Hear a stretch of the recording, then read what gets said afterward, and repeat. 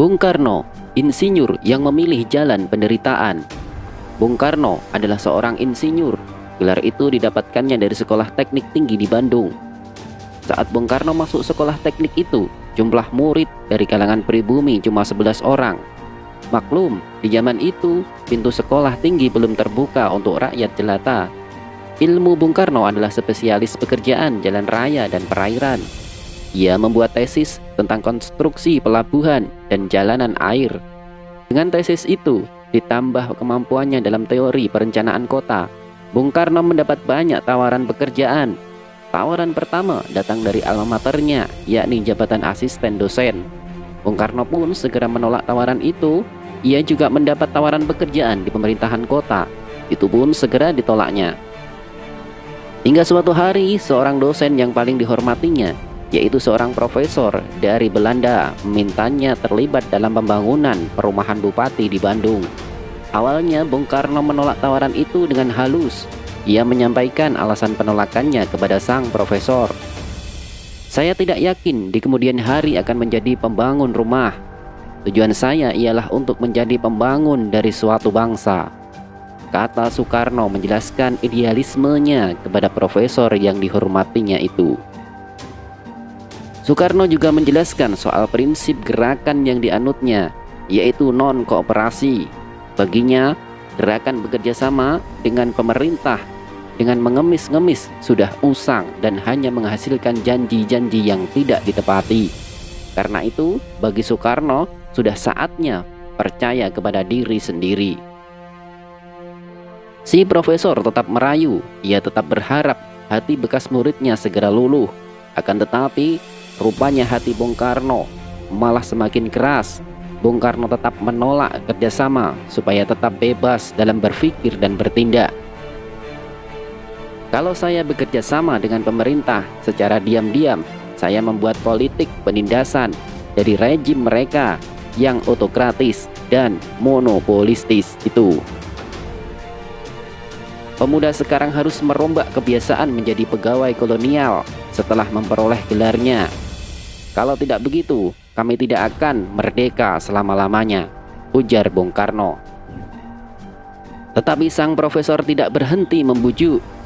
"Jangan terima pekerjaan jangka lama," katanya, "tetapi buatlah suatu rumah ini saja untuk bupati."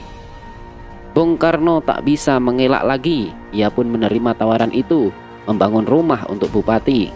Pekerjaan itu berhasil diselesaikannya dengan baik dan sukses. Ia pun dibanjiri tawaran pekerjaan serupa. Di apartemen pekerjaan umum menawarkan pekerjaan tetap kepadanya.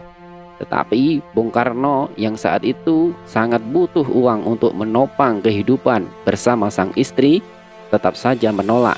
Ia tetap teguh pada prinsip perjuangannya, non-kooperasi. Suatu hari Bung Karno sangat perlu uang dan pekerjaan.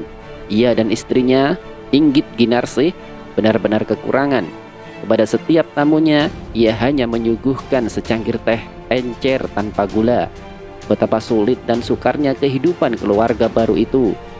Begitu Yayasan Kesatrian, sekolah yang diasuh oleh Dr. Setiabudi, membuka lowongan, Bung Karno pun mengajukan lamaran. Bung Karno pun diterima mengajar di sekolah kaum nasionalis itu. Bung Karno yang tidak punya pengalaman mengajar, mencoba menggunakan gayanya sendiri untuk mengajar. Ketika ia mengajarkan sejarah, misalnya, yang diajarkan bukan menghafal nama-nama, tahun atau tempat. Bung Karno justru berusaha menceritakan peristiwa sejarah itu dengan metode sandiwara. "Kalau aku bercerita tentang Sun Yat-sen, aku betul-betul berteriak dan memukul meja," katanya. Suatu hari ketika sedang mengajarkan soal imperialisme, ia mengupas tuntas persoalan ini dan mengutuknya.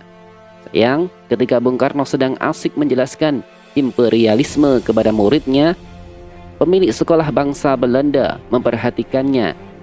Hari itu juga karir Bung Karno sebagai guru langsung berakhir.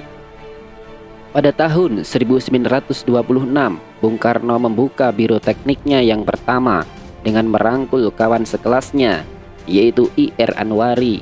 Tetapi biro arsitek ini tidak berjalan lama dan memang tidak pernah berfungsi sebagaimana mestinya. Jiwa Bung Karno sudah terlanjur terpanggil untuk terlibat dalam perjuangan politik melawan kolonialisme. Aku tidak menjadi guru, aku menjadi juru khotbah. Mimbarku adalah pinggiran jalanan. Kumpulanku masa rakyat menggerumut yang sangat merindukan pertolongan, kata Bung Karno. Pada tahun 1926 itu, Bung Karno sudah terjun dalam pergumulan teori yang cukup serius. Ia mempelajari nasionalisme, Marxisme, dan Islamisme. Ia telah mendirikan sebuah perkumpulan berupa studi klub di Bandung. Di dalamnya tergabung pula intelektual-intelektual muda yang baru pulang dari negeri Belanda. Bung Karno benar-benar tenggelam dalam pergerakan, sampai-sampai ia lupa akan biro tekniknya, bahkan lupa pada Inggit Inersi.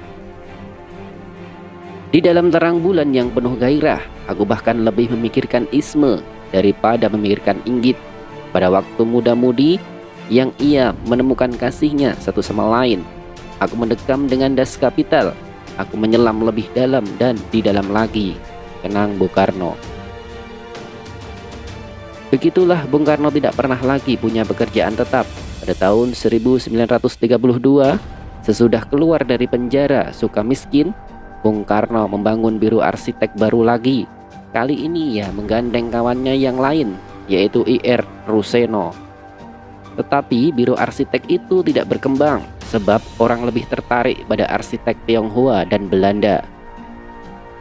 Sebagai pimpinan partai Partindo, Bung Karno mendapat Sebagai pimpinan partai Partindo, Bung Karno mendapat tunjangan Rp70 sebulan. Penghasilan itu tidaklah mencukupi kebutuhannya saat itu. Terlebih, ia tinggal serumah dengan kawan seperjuangannya, yaitu Mas Kun. Mas Kun sendiri sudah punya istri. Dua pasangan ini tinggal serumah. Tempat tidur mereka hanya dipisahkan oleh dinding bilik, dan kedua pasangan ini pun tidur tanpa dialasi kasur. Begitulah Bung Karno memilih kesulitan sebagai pilihan perjuangan. Ia tidak memikirkan sedikit pun soal-soal duniawi. Bung Karno mengatakan, hanya orang-orang yang tidak pernah menghirup nasionalisme yang dapat melibatkan dirinya dalam soal-soal duniawi. Bung Karno memilih kemerdekaan sebagai makanan hidupnya. Ia seorang insinyur, rela menderita demi